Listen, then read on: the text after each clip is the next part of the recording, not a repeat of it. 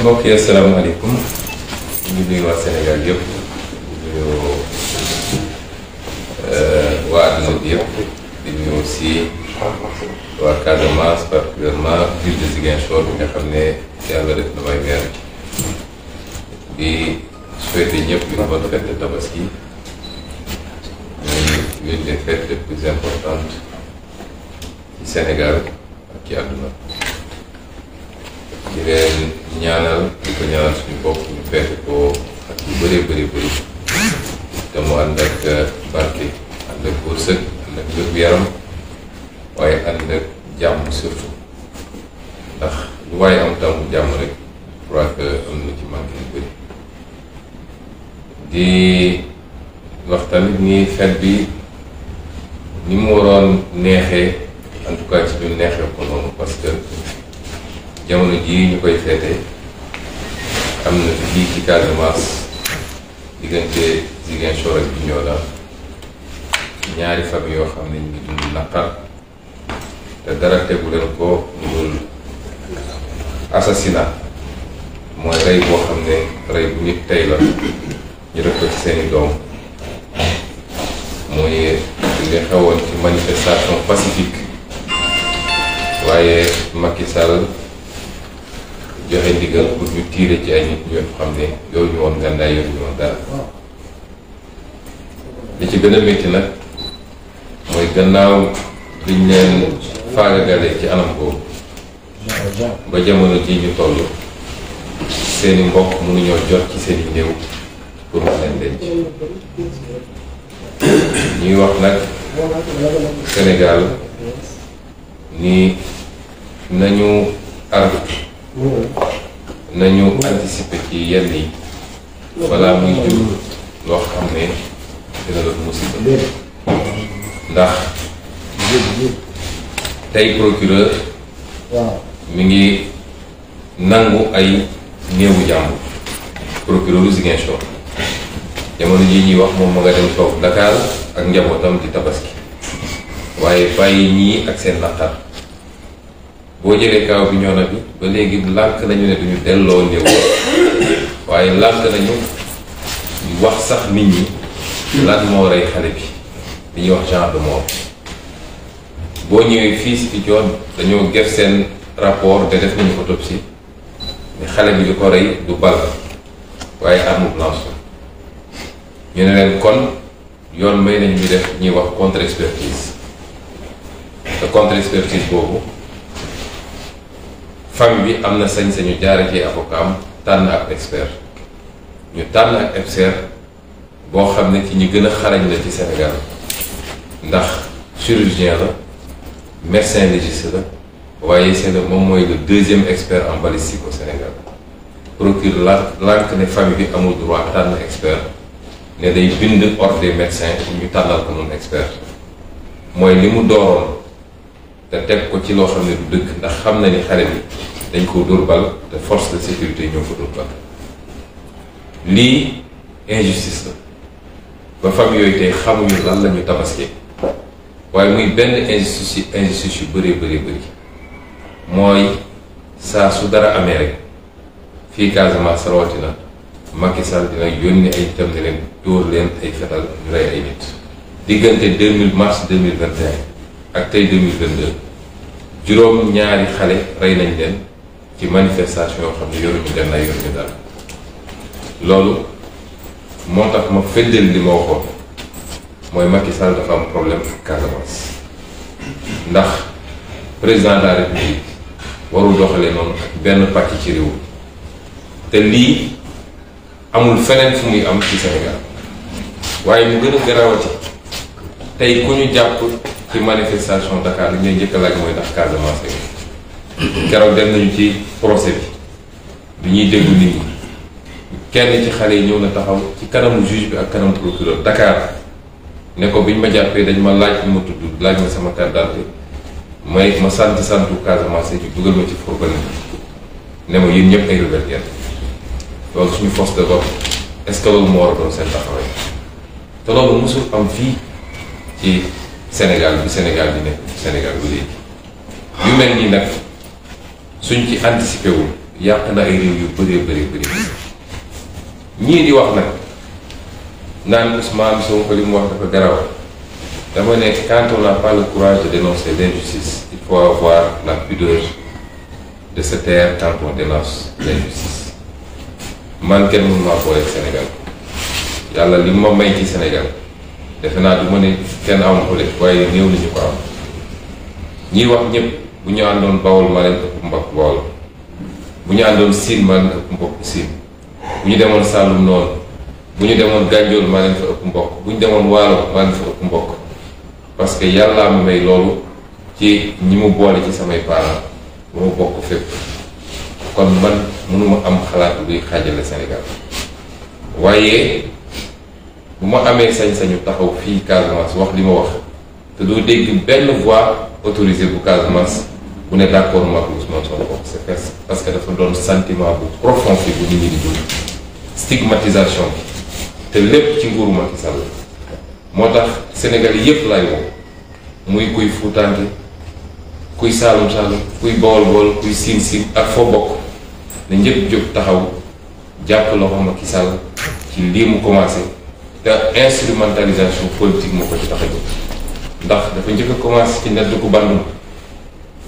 bëgg a gëmloo Fuutaanke yi ni ñoom dañu war a ànd ak moom ci kaw waaso et non pas ci kaw programme mu jógee nord nag daal di cibler le sud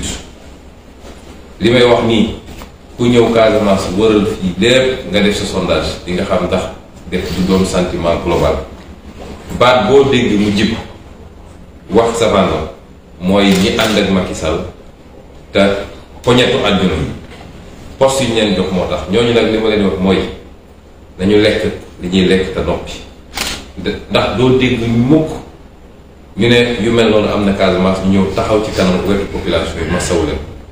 wala ñu dem Macky Sall mi ñu àndal ñu wax ak moom ne ko bàyyil doomu Casamance yi ngay rey loolu nag dafa war a jeex ñun Casamance ay mbokk la ñu ngi loolu la ñu xam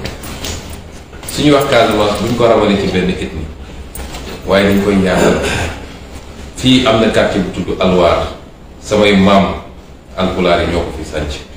boo fa demee ñoo ko ëpp soo demee ay quartier wala quartier yëpp sax boobu nu mu tasaaroo di nga fekk Mankaan di nga fekk Manjaak di nga fekk olof di nga fekk séeréer di nga fekk keneen ak keneen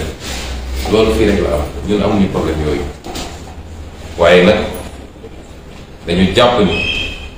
am na loo xam ne bu ñu ko seetaanee ba mu egg fenn du baax ñun mënuñu nekk régionaliste parce que ku am yaayu Bawol am maam Fuuta am ay nijaay fépp ci Sénégal mënoo am loolu te suñu yéene mooy diriger Sénégal man diriger Casamance tax maa jóg diriger Fuuta tax maa jóg diriger Dakar tax maa jóg président de la République du Sénégal laa ñaan yàlla mu def ma ko bu ko defee li ñu am ci xalaat ak yéene ci Sénégal ak ci Afrique ñu def ko ba ñëpp gis coppite bi loolu moo ñu tax a jóg kon tey feetu joie la tey bésu joie la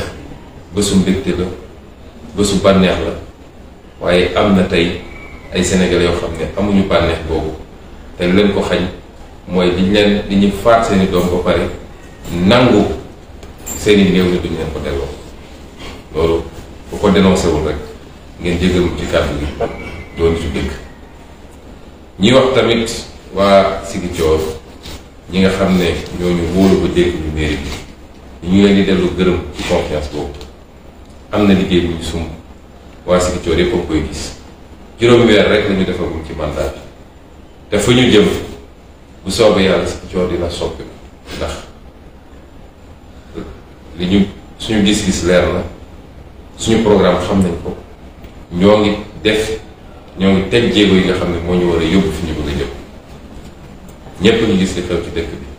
te lépp nag ci engagement wu Ziguinchor waaye ñun loolu la ñu gëm li ñu gëm mooy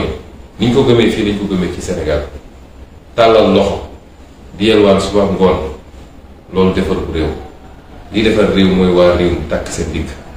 gëm seen bopp nangu làmb seen poos ci li ñu bokk ñu xool ni ñu koy dajale ba defar seen réew loolu la ñu commencé expérimenter fii ci Ziguinchor bu ngeen seetee li jëm ci nettoyage dëkk bi ak curage caniveau yi naam wax nañu ay entreprise ñu abal ñu ay matériel waaye volontaire dëkk bi ba leen delloo njukkal ay xale yoo xam ne woo nañ leen buy si ba léegi nii amul kenn kuñ ci jox 10 000 francs ñoo takk seen tubéy wag seen yére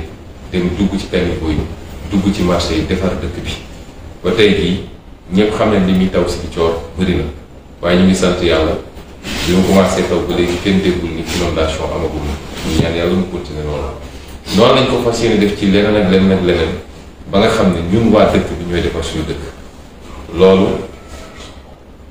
mooy suñu gis-gis ci Sénégal mooy suñu gis-gis ci Afrique talal loxo la nga am ci alal nga seetaan ba tubaab bi ñëw jël ko wala quoi talal loxo ñu lay lebal nga tabax quelques ponts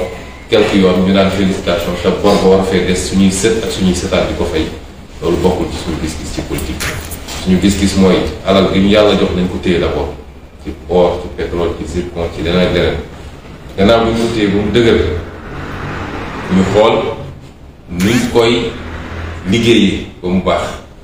bu loolu weesoo nag ñu xool nuñ koy séddalee ba Sénégalais bu nekk am ci wàllam loolu mooy suñu gis-gis ci politique tey mairie bu ndaw lañu yor foofu la ñuy commencé waaye nag bis bu ñu yàlla wóoloo ko dénk ñu noonu lañ ko bëgg a doxalee téye d'abord suñu alal bu mu dëgër yor ko ci yorin bu rafet ba détournement du am sàcc alal du am waaye nag fexe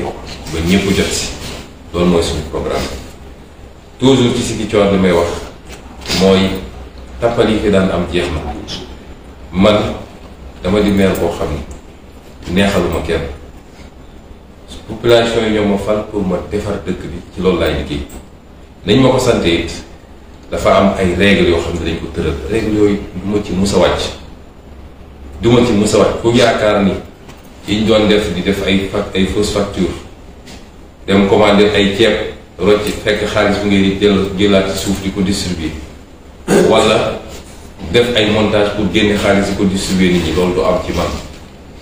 moo tax ñi yaakaar ni mun nañ def chantage su ñun yóbboo ñu dem tëddi nelaw ñi nga xam ne ay politiciens ñoo ne seen gannaaw di leen monter ñu foog ni mën nañu def pression man du ma politicien bu ñuy def pression wala bu ñuy def chantage coow bi am ci dëkkuwaayu étudiants yi di ñëwee fii dañoo fekk loolu fi ñu ne dañ ko wéyal parce que rafet na bi ñu ci étudiants yi interpellé dalal naa leen ñu waxtaan ñu ne ñoom année passée 2021 boobu doonuma maire am na loo xam ne maire bi fi nekkoon mënul woon fay ñoom ñu dem ci beneen acteur politique mu yëkkati xaalis fay léegi nag xaalis boobu la ñu bëgg ma rembourser leen may leen yéen xam ngeen ni enseignement supérieur du ci compétence u mairie préscolaire ak élémentaire mooy compétence donc mairie bi amul sax obligation pour defal leen waaye sama prédécesseur def na ko ma koy rafetlu ndax yéen ñëpp doomu Ziguinchor ne dañ leen di jàppale ca noonu ñu ne dañ ko wéyal waaye yow mënoo jënd xaru tabaski chaque année benn waaye ñëw jënd xar tabaski may la ba benn at mu ne la mu aw moom lu ma jëndee xar tabaski keneen jógee fa la jëndal la xar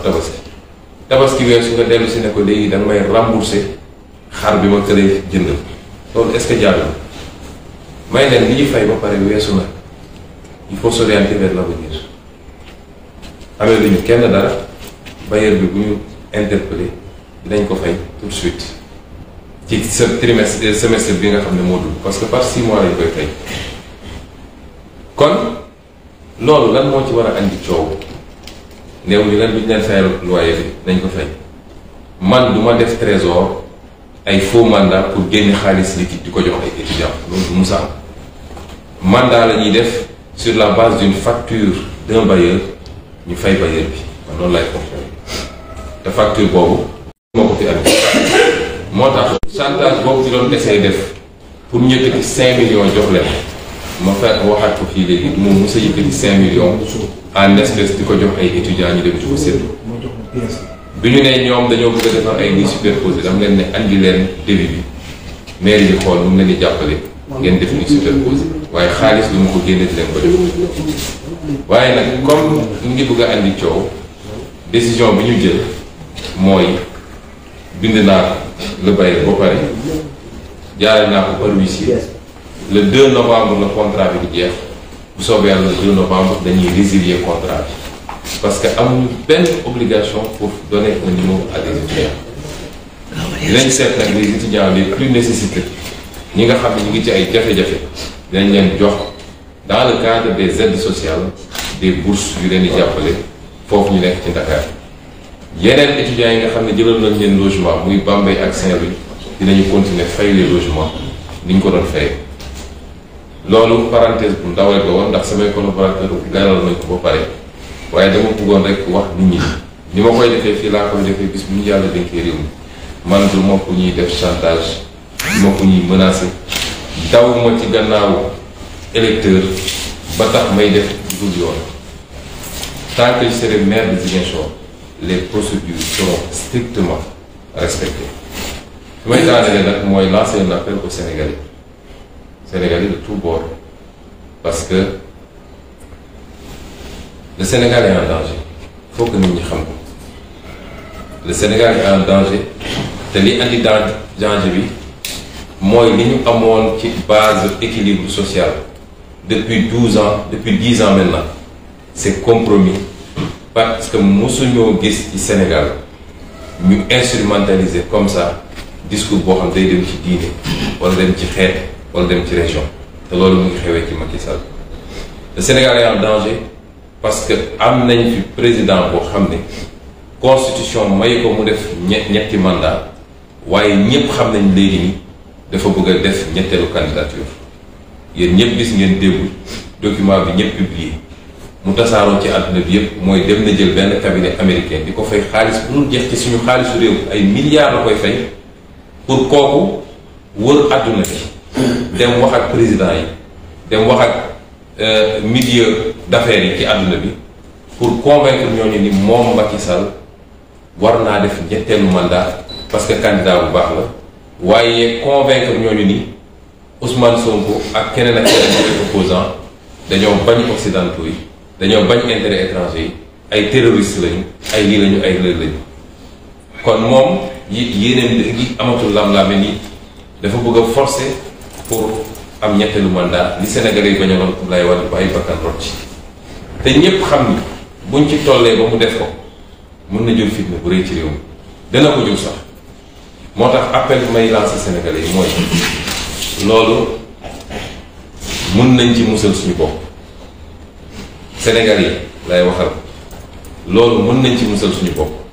naka lañ ciy musalee suñu bopp mooy tey jii la campagne électorale commencé bu soobee yàlla le 31 la ñuy wote bu Sénégalais yi wotee massivement pour opposition bi rawatina nag liste bi ma bokk man muy Yewwi Askan Wi def intercoalition ak Wallu bu ñu wotee massivement pour ñooñu ni ko waa France defee ba Macron tey amul majorité buñ ko defee ba Macky Sall ñàkk assemblée nationale coowal ñetteelu mandat jeex na Sénégal ma bamtu ko parce que c'est très important mun nañu musal suñu bopp ay fitna ay jéey yoo xam ne xeex dina am bakkan dina roj ay nit nañ ci gaañ mun nañ ko musal suñu bopp te loolu soxlawul ñu xaar ba 2023 soxlawul ñu xaar ba 2024 mën nañ ko am ci 2022 bi mu ngi jaar ci la mu ngi jaar ci yow Sénégalais bi su dee bëggoo Macky Sall yee fitna ci réew mi ci ñetteelu mandat am nga possibilité ci le 31 juillet bii ñu dëgmal nga xam ne ci la ñuy dem vote ji élection législative pour xam kan mooy téye assemblée nationale am nga possibilité boobu mooy su ngeen votelee Yewwi Askan Wi ci coalition bu mu def ak Wallu ba jox ñu majorité absolue assemblée nationale coow loolu dina jeex ndax Macky Sall dootu fi tudd ñetteel mandat at bi koy desee ak ñeenti weer yi koy desee ci réew mi dina xool lu muy jubalee rafetal taxawaayam daal di dem mais ak ci jàmm ak salaam te coow bu jib ñi leen di wax nag nii opposition bu jëlee majorité ci assemblée nationale réew mi day taxaw wax ñu leen lu am de opposition bu responsable bu jël assemblée majorité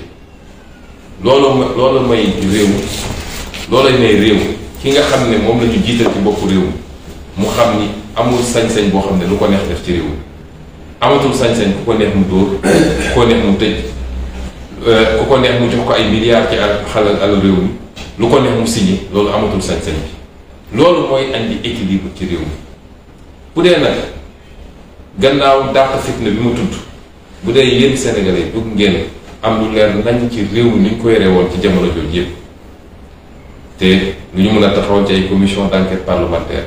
suñu pétrole suñu gaz suñu zircon bi suñu géej gi ñu jaay suñu suuf si ñuy joxe su dee bëgg ngeen loolu lépp leer jox leen opposition bi majorité absolue ànd ak li muy yombal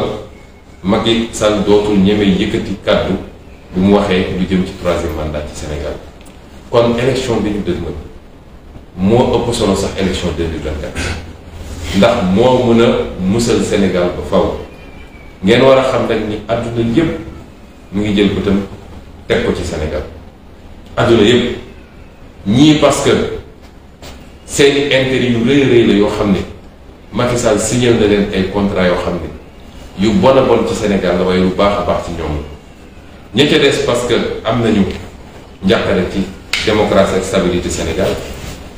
parce que Sénégal dafa mos a nekk réew mu stable malgré problème yi ñu ci am kon yow citoyen Sénégal bi bul raté rendez-vous bi nañu farlu suivre campagne bi ba su 31 ba ñëpp génn taux de participation bi doon taux de participation exceptionnel ñu voté massivement pour l'opposition loolu mooy jàmm Sénégal loolu mooy andi stabilité définitivement ci réew mi lii lañu bëggoon waxtaane ak yéen mbokk yi ci réew mi waaye ci fii si Ziguinchor ak ci wax joo xam ne saa su taxawee rek dañuy bëgg a fexe ba créer benn dossier bu bees ci Ousmane Sonko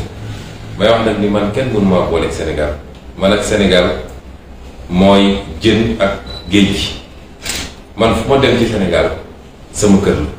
fu ma dem Sénégal sama région la ethnie boo jël Sénégal sama ethnie la loolu yàllaa ma ko may kenn mënu maa booleeg Sénégal waaye nag ni ñu bëgg a fexee ba téye làmmiñu nit ñi ba kenn du ñeme wax ci problème yi am rawatina fii ci sudu Sénégal bi loolu jeex na ci Sénégal saa su dara amee rek ñu war ci wax dinañ ci wax te dinañ ko wax ni ñu ko war a waxee ñuy woo Sénégalais yépp nag ñu gën a dëgër gën a jàppante bañ manipulation politicienne yi bañ ñi nga xam ne pouvoir jaral na leen lu nekk ñu dugg suñu diggante Sénégal amul waaso amul xiiro foo dem di nga fekk famille boo dem di nga fa fekk xeet yëpp ndax dañuy séyante suñu biir dañuy ànd suñu biir dañuy bokk di jëflante suñu biir loolu mooy Sénégal bu ñu nangu nguuru Macky Sall yàqal ñu ko ñu ngi leen di gërëm di leen sant salaamaaleykum.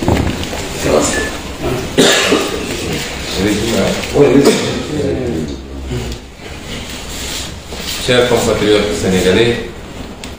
chers amis africains, je profite de cette occasion qui est la fête de la Tabaski pour vous saluer d'abord et vous souhaiter une très bonne fête de Tabaski. Certes, la Tabaski est une fête musulmane, mais elle transcende la communauté musulmane. Et au Sénégal, elle se fête de la même manière que Pâques, Noël et toutes les autres fêtes. La Tabaski et la Korité sont fêtées par tous les Sénégalais, quelle que soit leur obédience. Donc à tous les Sénégalais, musulmans comme chrétiens, à tous les Africains, je souhaite une très bonne fête de Tabaski. C'est une fête, et comme son nom l'indique, ça devait renvoyer à la joie, à la félicité, à la symbiose nationale. Mais malheureusement aujourd'hui, et singulièrement ici en Casamance, il se trouve des familles qui ne peuvent pas fêter comme toutes les autres familles, pour la simple raison qu'elles sont encore dans un deuil non consommé. Il se trouve des familles dont les enfants, les fils ont été lâchement assassinés lors de manifestations pacifiques. Des jeunes qui manifestaient sans armes, sans même des pierres, et bien après la manifestation d'ailleurs, ont été lâchement assassinés. par les forces de défense et de sécurité commandées par le président Macky Sall lui-même. Il se trouve que ça devient assez répétitif en Casamance. De mars 2021 à aujourd'hui, 7 jeunes ont été assassinés parce que simplement ils manifestaient ici en Casamance. D'autres ont été torturés, malmenés. Il y en a un d'ailleurs qui vient de sortir de l'hôpital, il a été gravement torturé.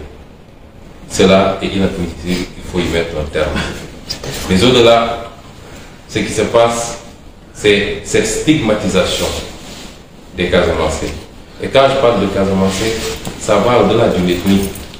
C'est seuls les ignares qui ne connaissent pas la Casamance qui pensent que la Casamance rime avec une ethnie. Vous avez toutes les ethnies condensées ici en Casamance. Vous avez des quartiers entiers qui portent, qui ont été fondés par des ethnies qui sont venues du nord du pays, du centre du pays pour venir s'installer. La Casamance est la région la plus cosmopolite, particulièrement la région de Ziguinchor et la ville de Ziguinchor. Et cette stigmatisation des Casamancés se manifeste par un ciblage lors des arrestations dans les manifestations. Je ne parle même pas de la Casamance, mais à Dakar et ailleurs, où des forces de défense et de sécurité se permettent de traiter les ressortissants de la Casamance arrêtés dans les manifestations systématiquement de rebelles et de les malmener. Personne ne nous a de dénoncer ces pratiques. À tous ces moralisateurs qui profitent de ma sortie pour rire sur les médias et décréter des propos d'une extrême gravité, je leur dis, vos leçons, vous pouvez vous les garder. Je n'ai pas besoin de vos leçons si vous n'avez pas le courage de dénoncer ces dérives extrêmement graves et qui ont fini de créer un malaise général ici en Casamance. Ayez au moins la pudeur de vous taire. Je n'ai pas de leçons à recevoir de vous. Nous dénoncerons comme je l'aurais dénoncé si ça s'était passé dans une autre zone du Sénégal. Parce que mon ambition, moi, c'est pas de diriger la Casamance. Mon ambition, c'est d'être président de la République du Sénégal. Et je dirais à ces gens-là, personne ne peut me mettre en mal avec le Sénégal, parce que du brassage qui a prévalu à ma naissance, il ressort que je suis un citoyen sénégalais. Je suis aussi bien à l'aise dans le nord, au centre, au sud, parce que j'ai des parents éparpillés un peu partout. Je ne peux pas tenir un discours régionaliste. Ces pratiques que les Casamancés sont en tête du livre, je les aurais dénoncées si elles considéraient, elles concernaient des Foutanké ou des Baol ou des Saloum Saloum, je les aurais dénoncées avec la même vigueur, sinon beaucoup plus de vigueur. Et aujourd'hui, je tiens à informer l'opinion de ce qui se passe réellement. Les familles ne peuvent toujours pas entrer en possession de la dépouille de leurs enfants. À Bignona, le procureur refuse de restituer le corps. Le corps est gardé par la gendarmerie. Et il refuse de donner le genre de mort. À Ziguinchor, ils ont prétendu avoir fait une autopsie pour conclure à une mort par arme blanche, par un objet contondant. Les familles ont souhaité faire la contre-expertise, ce que la loi leur permet. Les avocats ont retenu un expert qui se trouvait être l'un des meilleurs de sa spécialité. Chirurgien, médecin légiste et en même temps deuxième expert balistique au Sénégal. Parce que dans le cas d'espèce, le procureur peut librement choisir pour faire l'autopsie, la première autopsie, soit de saisir l'ordre des médecins ou de désigner lui-même. Mais quand il s'agit de contre-expertise, c'est la famille, par la voix de ses avocats, qui a le droit de choisir un expert. Et le procureur refuse cela. Il vient d'adresser un courrier au président de l'ordre des experts pour lui demander de désigner un autre expert, ce que nous n'accepterons pas. Ce procureur aujourd'hui a kidnappé les dépouilles mortelles. Les familles ne peuvent pas consommer le deuil. Lui, il est parti tranquillement passer sa tabaski à Dakar avec sa famille. C'est particulièrement injuste. Ces assassinats ciblés, ici, en Casamance, cette stigmatisation des Casamancés doit impérativement cesser et le seul responsable s'appelle Macky Sall. Voilà un homme qui n'a jamais digéré ses défaites en Casamance. Depuis sa défaite de 2019, il n'a pas mis les pieds ici. Pourtant, il fait le tour du Sénégal. Mais qu'à cela ne tienne, il est libre de le faire, mais qu'il arrête d'assassiner de jeunes Casamançais pour des manifestations pacifiques et non armées. Nous ne l'acceptons pas, nous le dénonçons, et je maintiens tout ce que j'ai dit. Macky Sall a un problème avec la Casamance. Que ça plaise ou pas, je le dis, quand il arrêtera de stigmatiser les Casamançais et d'assassiner des manifestants, nous pourrons revoir ce jugement. Pour le moment, je le maintiens intégralement et entièrement. Et dire aussi que nous poursuivrons ces procédures. Les familles auront la patience qu'il faut cette fois-ci, jusqu'à ce que les contre-expertises soient faites et qu'il soit établi que ces jeunes ont été assassinés par des forces de défense et de sécurité qui n'avaient pas besoin de tirer sur des manifestations à main nue. Et que ce soit le point de départ pour que cela cesse, qu'on n'ait plus à utiliser ces méthodes nulle part dans le Sénégal et particulièrement ici, en Casamance. Je voudrais dire également que, surtout aux politiciens locaux, qui me traitent même de rebelles, je veux bien, ils n'ont qu'à consommer tranquillement le butin de leur position et de leur compromission vis-à-vis de Macky Sall et avoir cette fois-ci également la pudeur de se taire. Parce que quand vous êtes Casamançais, quand vous êtes Sénégalais tout court, quand des gens sont assassinés de manière froide et gratuite, vous n'avez même pas le courage de le dénoncer. Vous n'avez même pas le courage d'aller dire, d'aller présenter vos condoléances aux familles. Vous n'avez même pas le courage de dire à Macky Sall, même si c'est votre allié, votre président de parti, que c'en est trop et qu'il faut qu'il arrête.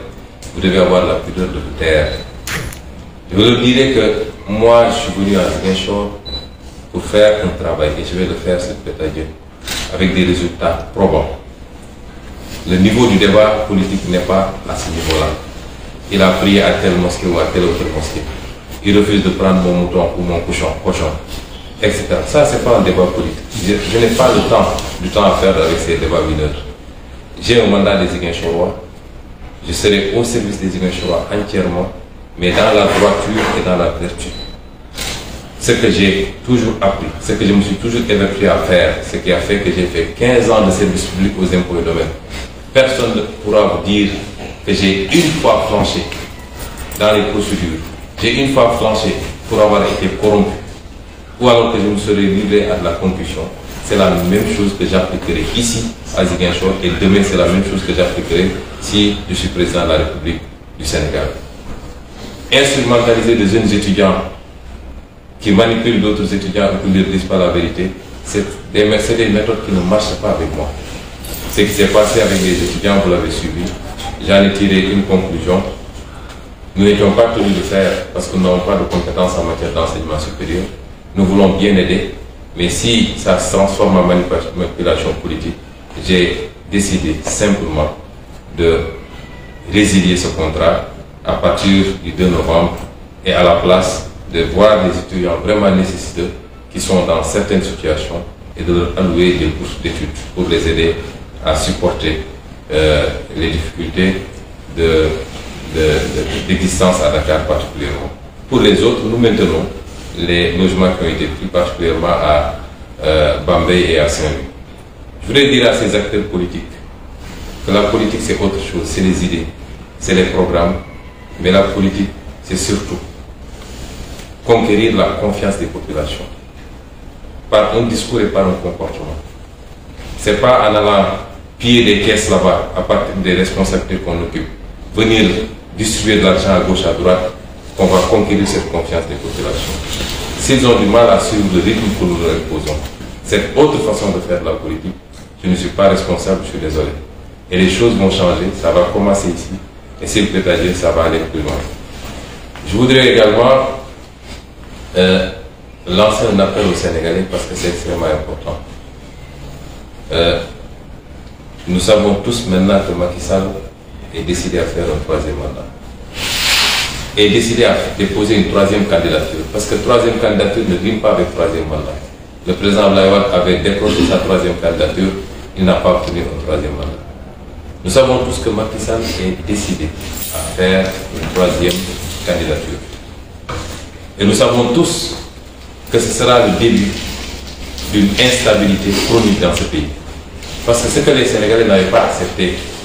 pour Abdoulaye Wade Et lui, il était là, à la place de l'Obélisque, à se battre contre la troisième candidature d'Abdoulaye Wade. Ces Sénégalais ne l'accepteront pas pour Macky Sall. Mais il ne fait plus l'ombre d'un doute. Vous avez vu qu'il vient de commettre un cabinet américain à qui il paye des milliards des impôts des Sénégalais. C'est très grave. Pour aller faire son lobby auprès des institutions internationales, auprès des chancelleries étrangères, auprès des présidents étrangers, auprès des milliers d'affaires internationaux, c'est-à-dire ceux qui l'intéressent lui, parce qu'il n'a jamais été le président des Sénégalais, il est le président des lobbies étrangers, pour les convaincre de valider sa troisième candidature. Parce que dans son entendement, si ça passe au niveau international, les Sénégalais, ce n'est pas son problème. Il va faire marcher des chars sur des cadavres, mais il aura sa troisième candidature. Je dis que nous allons vers des lendemains extrêmement sombres. Et ces lendemains sont assombris par la boulimie du pouvoir de Macky Sall. Nous avons la possibilité de préserver le Sénégal, d'épargner le Sénégal de ses soubresauts. Chers compatriotes, nous avons une chance unique d'écarter définitivement toute possibilité d'évocation d'un troisième mandat. Ça passe par quoi? Ça passe par un vote massif le 31 juillet. Un vote massif en faveur de la coalition Yewwi Askan Wi et de l'intercoalition Yewwi Askan Wi Wallu. Parce que si Macky Sall perd l'Assemblée nationale, le débat du troisième mandat est derrière nous. Je veux que les Sénégalais en soient conscients et convaincus. S'il perd l'Assemblée nationale, on ne parlera plus du troisième mandat. Si on lui donne encore une majorité, il va en sortir regardé, il va immédiatement engager le débat du troisième mandat qui risque de brûler ce pays. Est-ce que nous souhaitons cela? Absolument non. Et à ceux qui vous disent que si l'opposition est majoritaire, le pays sera bloqué. Dans combien de pays l'opposition est majoritaire? Aujourd'hui en France, le président Macron n'est plus majoritaire, il a une majorité relative mais pas absolue. Aux États-Unis, à toute élection de mi-mandat, à 90%, c'est l'opposition qui arrive majoritaire au Sénat et au Parlement. Et ça n'a jamais bloqué le pays. Si vous voulez aujourd'hui, au-delà de l'aspect stabilité du pays, si vous voulez également que nous commencions tous à travailler, à se réapproprier notre pays,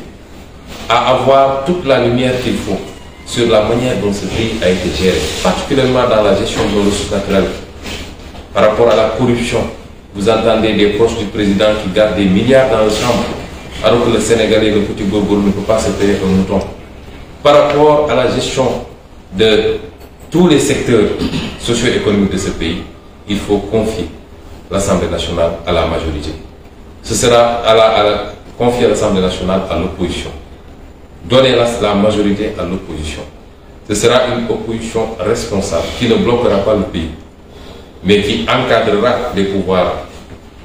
du président Macky Sall. Parce que comme dit l'adage, pour que la démocratie marche, il faut que le pouvoir puisse limiter le pouvoir. Or, vous avez vu que la justice, et une bonne partie de la justice, est phagocytée par le pouvoir exécutif. Vous avez vu que l'Assemblée nationale n'a été l'ombre que d'elle-même pendant ces 5 dernières années. Si vous voulez avoir un contre-pouvoir, il faut aujourd'hui faire confiance et voter massivement à l'opposition, qui pour les 15 ou 16 mois qui resteront pour les mandats, le second mandat et dernier mandat de Macky Sall, cette opposition-là se chargera d'encadrer de manière très responsable l'exécution du pouvoir et des décisions exécutives. C'est cela que je voulais délivrer comme message. Nous vous remercions encore une fois. Nous vous souhaitons une bonne fête et nous vous demandons, quelle que soit votre République, quelle que soit votre région, quelle que soit votre appartenance, nous vous demandons de dire non à cette volonté clairement exprimée par Macky Sall de compromettre l'un des rares acquis extrêmement solides du Sénégal, c'est-à-dire notre cohésion sociale. Disons non, qu'on soit du nord, du centre, du sud, qu'on vive au Sénégal ou à l'étranger, levons-nous comme un seul homme et disons stop à cette instrumentalisation des régions ou des ethnies pour faire de la politique. Je vous remercie et vous souhaite une bonne fête. Merci.